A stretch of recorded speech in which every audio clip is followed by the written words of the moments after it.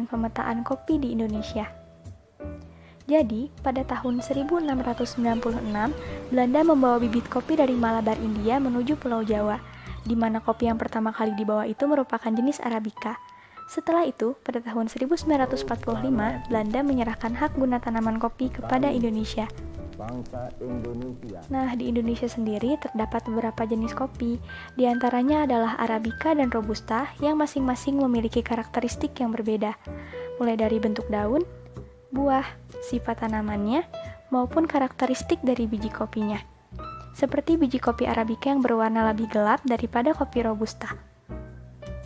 Lalu, terdapat beberapa cara menikmati kopi, di antaranya yaitu kopi instan, kopi botol, dan kedai kopi yang saat ini begitu berkembang. Selanjutnya mengenai peta persebaran kopi di Indonesia. Dari peta ini dapat dilihat persebaran kopi Arabica di Indonesia seperti Arabica Gayo di Aceh. Selanjutnya, ada peta persebaran kopi Robusta di Indonesia seperti Robusta Lampung di Lampung. Baik, Assalamualaikum, selamat siang semuanya. Kali ini adalah bagian tutorial. Pertama saya bakal tunjukin apa aja bahan-bahannya. Kameramen boleh mendekat dikit. Oke, yang pertama pisang. Saya di sini pakai pisang Ambon. Kenapa? Karena pisang Ambon ini ukurannya sedang dan juga memiliki cita rasa yang manis. Kedua, di sini saya ada 2 shot espresso. Inilah yang menjadi titik berat pada produk ini karena kami benar-benar menitik beratkan pada kopi dan juga pisang. Lalu untuk sedikit penetralisir, kami menggunakan susu. Di sini saya menggunakan fresh milk yang mereknya Cimory, bisa dilihat. Yang terakhir bahannya adalah peanut butter. Oke. Di sini saya juga punya es supaya lebih segar minumannya. Cara membuatnya sangat mudah. Yang pertama, sini ada blender ya. Kita bisa masukin dulu susunya. Kurang lebih 250 gram ya, tapi saya tidak pakai semua karena komposisi yang diperlukan cuma 200 gram. Saya akan masukin susunya ke sini.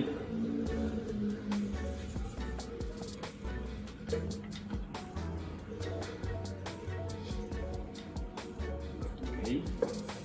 Ini kurang lebih sudah 200 gram. Setelah itu kita bisa tuangkan 2 shot espresso. Ini adalah bintang dari produk kita kali ini. Baik, espresso telah dimasukkan. Selanjutnya ada pisang Ambon. Kenapa saya pilih pisang Ambon? Tadi sudah saya sebutkan ya, karena pisang ini memiliki cita rasa yang manis dan ukurannya sedang. Kenapa saya pakai 2? Karena ini nanti bisa untuk 2 porsi.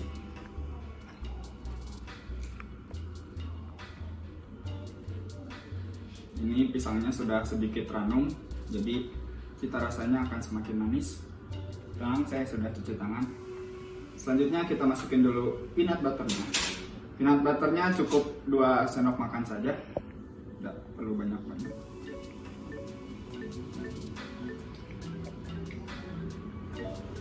Satu, itu lagi. Selanjutnya stepnya tinggal kita mix dengan cara kita blender.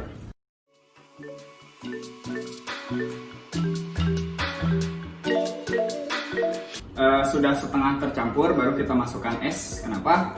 Supaya si yang bahan-bahan tadi tercampur dulu. Baru sekarang kita masukin es. Esnya ini kurang lebih 250 gram juga ya, sama kayak hampir sama kayak susunya. Lalu kita blender.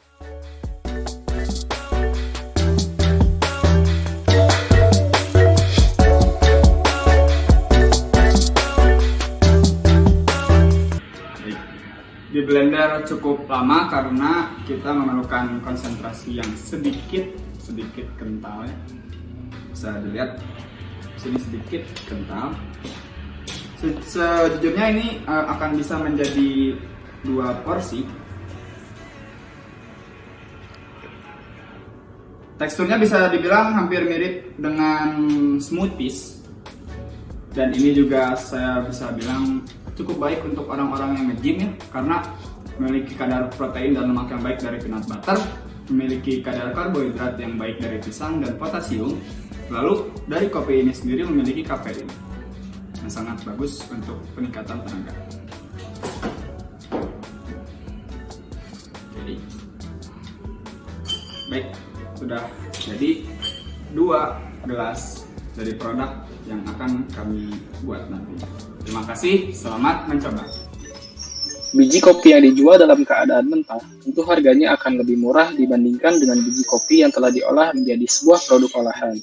Maka dari itu, kami memutuskan untuk mengolah biji kopi tersebut menjadi sebuah produk inovasi minuman kopi seperti yang telah disajikan dalam tayangan sebelumnya.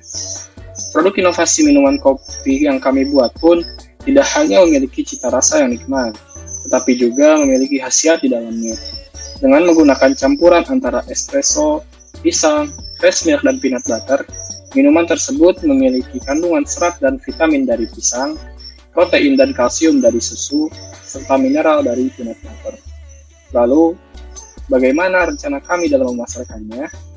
Seiring dengan perkembangan zaman yang semakin modern, berbagai aspek kehidupan pun turut mengalami perubahan menuju arah yang semakin canggih.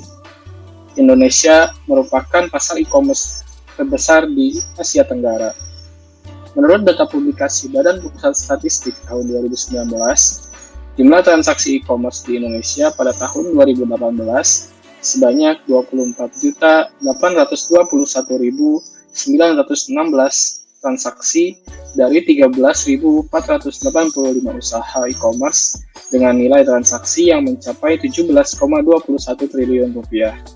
Dari data tersebut, dapat dikatakan bahwa rata-rata setiap usaha e-commerce melakukan transaksi sebanyak 1.841 kali selama tahun 2018 dengan rata-rata nilai transaksinya mencapai Rp694.000.